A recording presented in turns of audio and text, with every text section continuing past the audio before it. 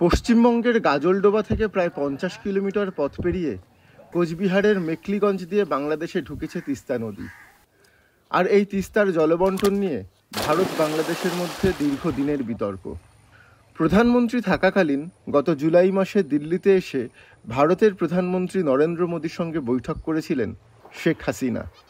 আলোচনা হয়েছিল ভারত বাংলাদেশের যৌথ উদ্যোগে হবে তিস্তা অ্যাকশন প্ল্যান, আর তারপরেই ঘটে অভ্যুত্থান। বাংলাদেশে নতুন অন্তর্বর্তীকালীন সরকার ক্ষমতায় এসেছে। তিস্তা নিয়ে তারা কি ভাবছেন? বাংলাদেশ নয়, গাজলডোবার নিচে বাংলাদেশ সীমান্ত পর্যন্ত বসবাসকারী হাজার হাজার পশ্চিমবঙ্গের মানুষ জানতে চান এই উত্তর। কারণ গাজলডোবার বাঁধের জন্য শুধু বাংলাদেশ নয়, তিস্তার জল পাচ্ছেন না ভারতের এই 50 কিলোমিটার অঞ্চলে বসবাসকারী মানুষ। তারই মধ্যে কিছুদিন আগে পাহাড়ে তিস্তার ওপর তৈরি একটি বাঁধ ভেঙে যায়। তাতেও ভয়াবহ বন্যা হয়েছিল এই অঞ্চলে। বাঁধের জন্য এখন আর নদীতে মাছ হয় না। বন্যার জন্য চরে চাষাবাদও বন্ধ হয়ে গেছে। ওই যে সামনের দিক দিয়েই পিছন দিকে দিয়েই বাংলাদেশ ঢুকতেছে জলটা।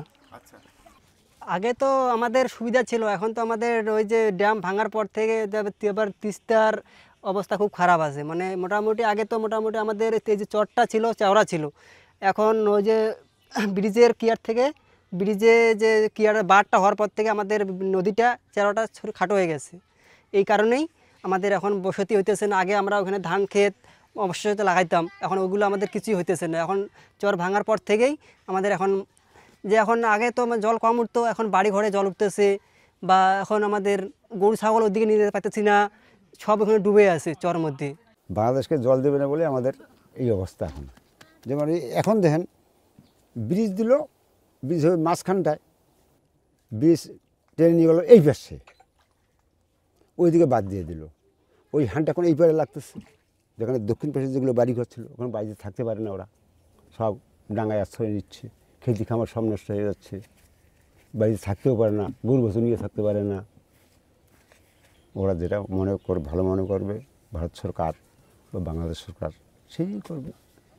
এখন সরকার কী পরিস্থিতি নেয় সে সরকার বুঝবে। এখন যে ভালো হয় সেটাই হবে, করলে ভালো হয়।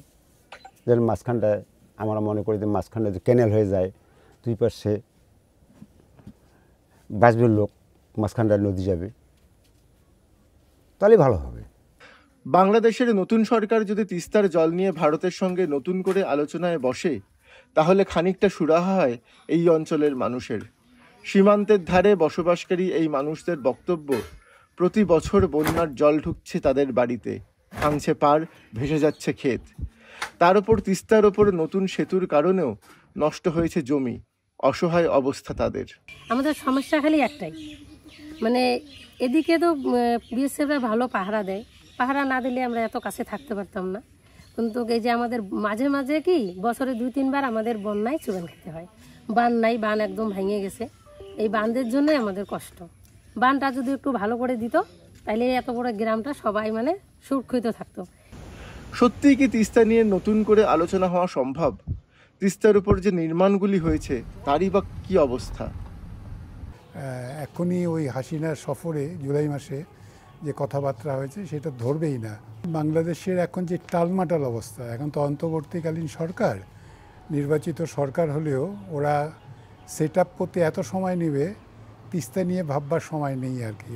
প্রাকৃতিক বিষয়ের উপরে যা কিছু হবে, পরিবেশ ভাবনার বিজ্ঞান চেতনাটা যদি 100% ঠিক না হয় তাহলে তো এটা গণ্ডগোল হবে। তিস্তা দেখুন, তিস্তার মতন প্রজেক্ট, যে কোনো প্রজেক্টে আয়ুকাল থাকে মাত্র 50 বছর। এটা 48 বছরের উপরে হয়ে গেল, এখনো কমপ্লিটই হলো না। তিস্তার ডানহাতি খাল বাঁহাতি খাল আছে, ডানহাতি খাল দিয়ে অল্প একটু জল যায় শিলিগুড়ি ফাঁসি দেওয়ার দিকে, বাঁহাতি খালটা তো চালুই হলো না, অথচ 50 বছর হতে চললো। যদি এক্সপায়ারি ডেট ধরি তাহলে তিস্তা ব্যারেজটা তো এখন এক্সপায়ার্ড। তো ওটা করবে এটা কি? এটা খুলেও রাখা যাচ্ছে না, ফেলেও দেওয়া যাচ্ছে না। রাজনীতি আছে, কূটনীতি আছে, আছে পারস্পরিক দর কষাকষি, কিন্তু নদীর জল এসব কিছুই বোঝে না। বাধা পেতে পেতে তিস্তা এখন বেপরোয়া, যার ফল ভোগ করছে শুধু বাংলাদেশ নয়, পশ্চিমবঙ্গের প্রান্তিক মানুষও। কি হবে তাদের? কি হবে প্রকৃতির?